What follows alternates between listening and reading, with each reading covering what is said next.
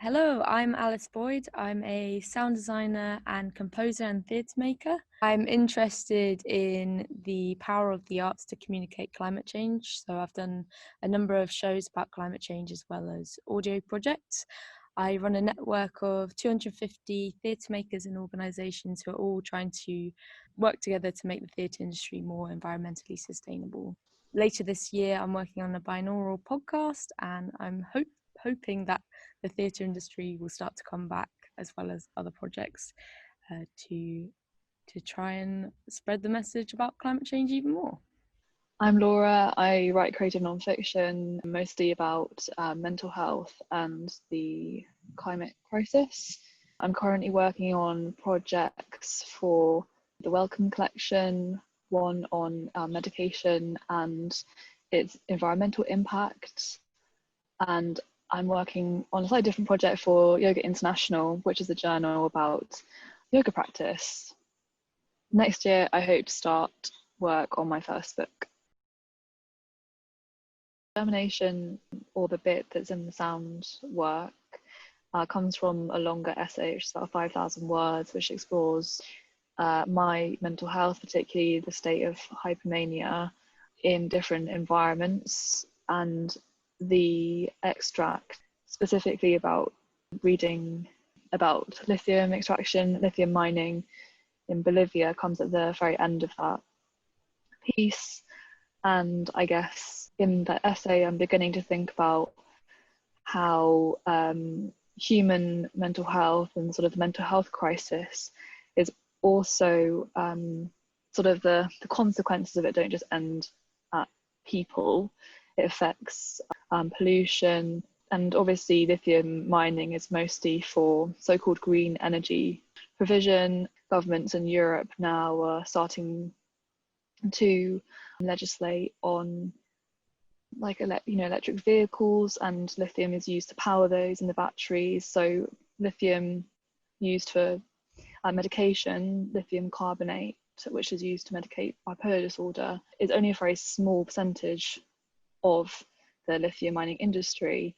But I was still looking at how, even in a small way, still going to have a great impact on the Bolivian environment. And I guess in an inspiration for us creating a piece that was both my sound and Laura's writing, we were in lockdown and had wanted to work together for a while, and both had these skills that we'd been developing separately and wanted to bring them together. And I think in the creation of the sound, I wanted to explore the feelings that Laura is experiencing writing this piece, and also emulate the eerie landscape of the salt flats themselves, and explore that process of mining through the sounds, and hopefully create something that does justice to the devastating impacts that lithium mining does have, but also how kind of complex that is as an individual trying to deal with your impact on the world, but also mental health. Yeah, and I think something that you do really well in the sound design, Alice, is reflect this slight disturbing realization that my medication comes from somewhere, and it's going to have this kind of negative impact on this kind of far-flung and far away environment that I don't have any immediate access to, but there's still a sort of tangible sense that what I have in my hand or what I'm crushing up on the bedside table, that it's a product of human labor and geographical decimation and destruction, and it's possibly unsustainable as well. So it's interesting thinking about medications and sustainability. Most medications are synthetically derived, but the base materials still have to come from somewhere. So I think we don't really think about that at all. Or the pharmaceutical industry doesn't really make those kinds of origins or decisions about raw materials known. It's important to me in quite a selfish way, because working with Alice to create an example of sound art has really pushed my writing, kind of realize it to its sort of nth degree. to hear really my imagery come to life in Alice's sound design, that I'm sure she can talk more about how she made it, was just a really interesting process to see how somebody else responds to a text that I've written.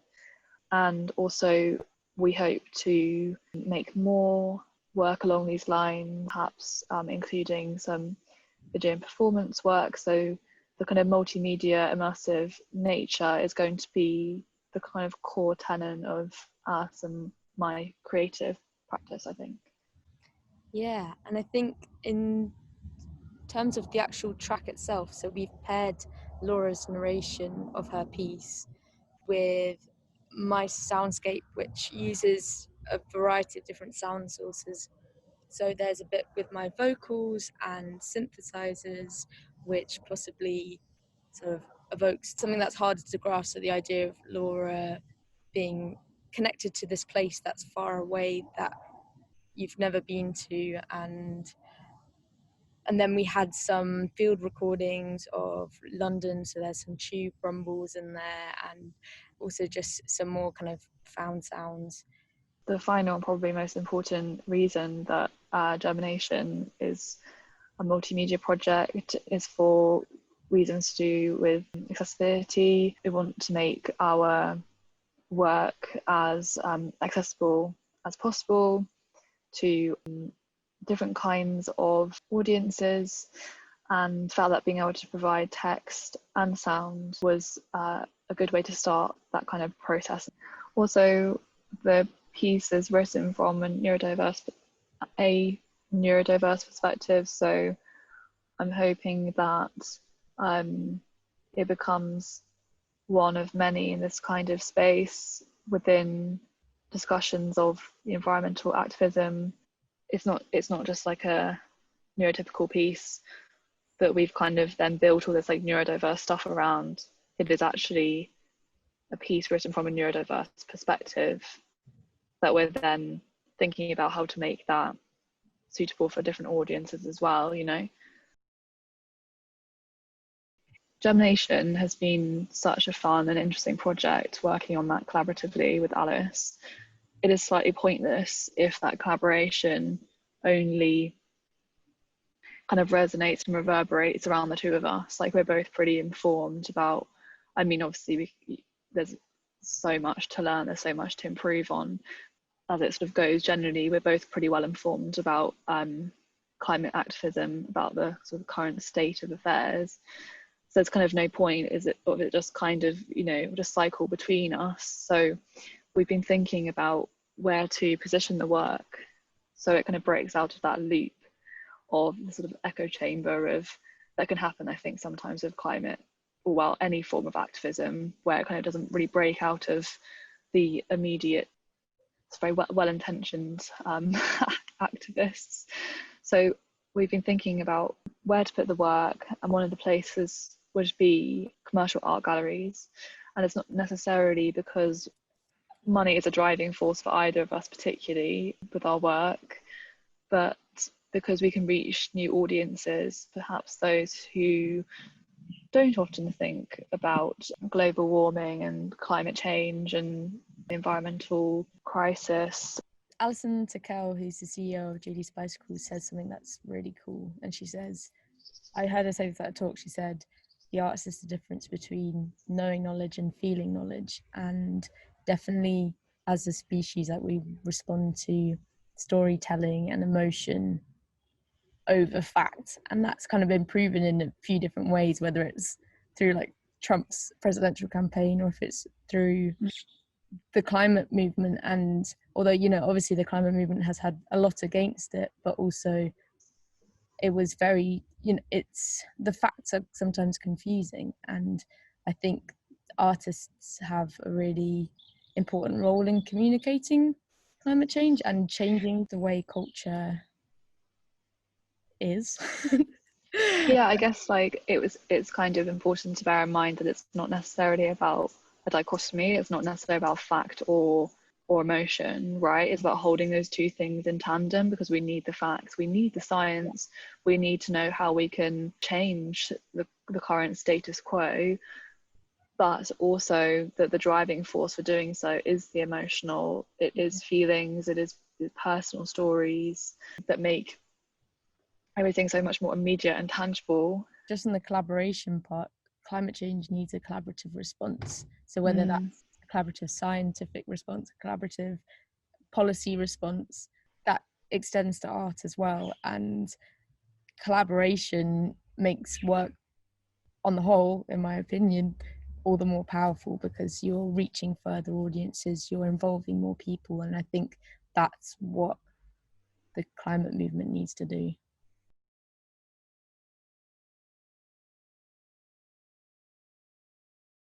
I almost think that, without sounding too depressing about it, I don't think we're actually ready to know how to move towards a space of love and care with all its complexities, because we're just so far from there in some ways. But how we start to answer that question is to realize where we actually are at now. But I think that we don't actually have all the facts yet, or we don't really. Well, maybe there's not necessarily. Maybe there's not the full awareness of the complexities. So, like, the idea of, like, I had no idea before. Yes. Yeah, that's good. That's a good way of putting it. Yeah. So once we think we've gotten to a point where we fully comprehend what's going on, and yet there's another angle that comes out. So like with Germination, we're pretty aware of how lithium mining is devastating the environment for green energy provision and for car batteries, for example. But I hadn't quite appreciated how my medication also plays into that whole sort of ecosystem of polluting certain landscapes where there are salt flats where lithium can be mined. And so it's kind of like, once you think you've kind of gotten your head around things, the ramifications and the impact of sort of human meddling with the environment keeps growing. And I think to move towards a space of love and care, we need to commit to really getting our heads around just how different things connect and impact. I think it'll be difficult for us ever to know, fully all the different processes going on in the world, and how we all individually play a part in that, and how we collectively play a part in that. But what we need to do, maybe we, on the way to find that out, we can bring in, I guess, positive energy about, that's a nice bird, about kind of helping amplify voices of people who are not usually highlighted in the climate movement, and making sure that we're hearing from a variety of different people from all around the world, and the climate movement, make sure the climate movement isn't just another way for kind of the West to tell the rest of the world how to do things. I feel like it's about just changing the way, making sure that we are trying to think of a diverse range of approaches to the climate movement, and also being aware that we will make mistakes, and it's about how we can deal with those in the most effective and caring ways, and just trying to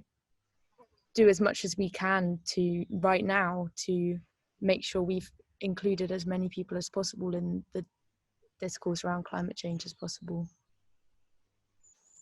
Definitely. And I'd also like to add that we extend our kindness and compassion, and we think about rights of animals and minerals and organic materials, and we begin to rethink the centrality of the human to systems of life on Earth.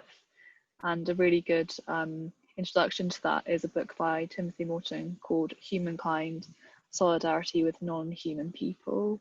And it can seem slightly bizarre even to climate activists to kind of think about animacy and sort of life force of non-sentient objects, and but it's kind of what we're tapping into in Germination with the traveling of lithium from Bolivia, or from wherever it was mined. The piece about Bolivia because I read a magazine article on it, and how it sort of journeys into my bloodstream, and how those sort of changes of material and those transactions, we hold those in mind as well, and we become, if you extend that love and care that the question is talking about to objects like lithium carbonate, we begin to shift in how we think about our responsibility towards mining it.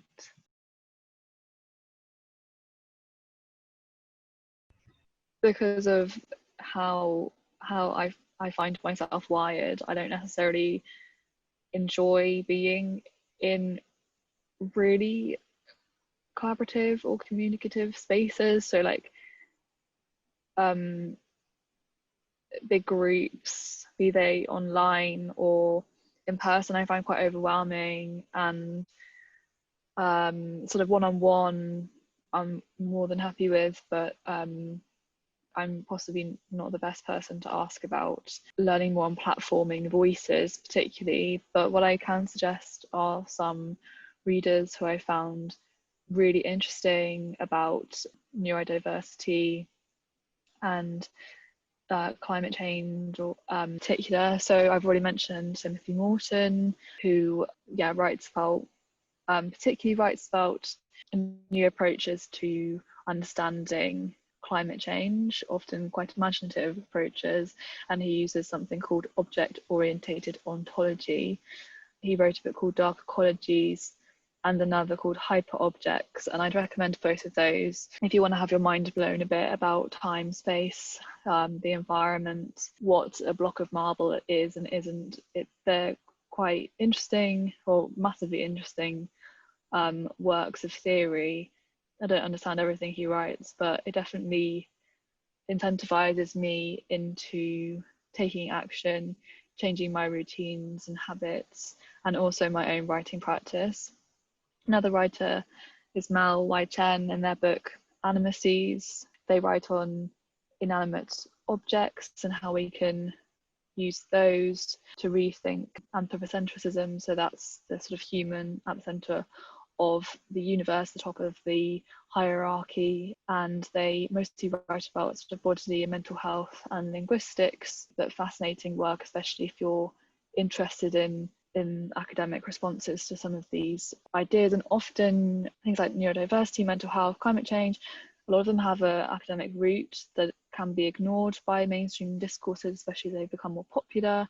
But it's useful knowing where some of our common terminology, our common language around the environment in particular comes from people's writing sort of 30, 40, 50 years ago. So we need to know those. And a last book, it's called Prismatic Ecologies, and it's about challenging the idea that environmental studies are green. Why are they the colour green? Why is that the metaphor? Why is that the colour for climate justice and activism?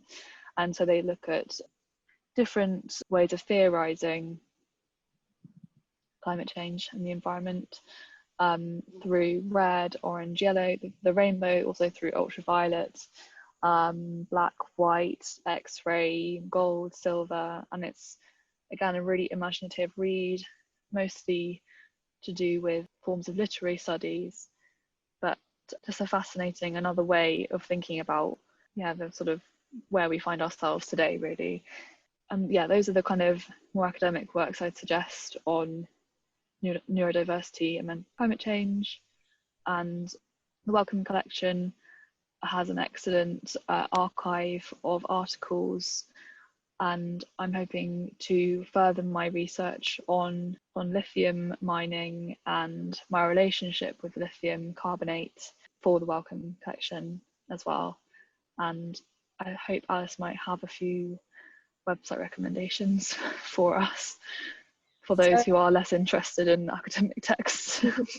In terms of climate change and its relation to mental health. I think there's a ton of resources over the internet. If you just type in climate anxiety or climate grief, I think it's something that I think over the next century will only be explored more and more. The other thing I'd say in terms of amplifying voices, I know that there's being, coming from the theatre industry, there's more than just Twitter and social media and things like that. You can also go to someone's show or go and see someone's piece of art, read someone's book, as Laura said. There are so many ways that you can support people who are exploring climate change and also exploring climate change from a more intersectional viewpoint. So I think if you're able to support artists, and that's fantastic, and spread the word about their work as well, I think that's a really good way that we can start amplifying voices, and particularly being aware of a range and a diverse collection of voices as well. I think it's really important.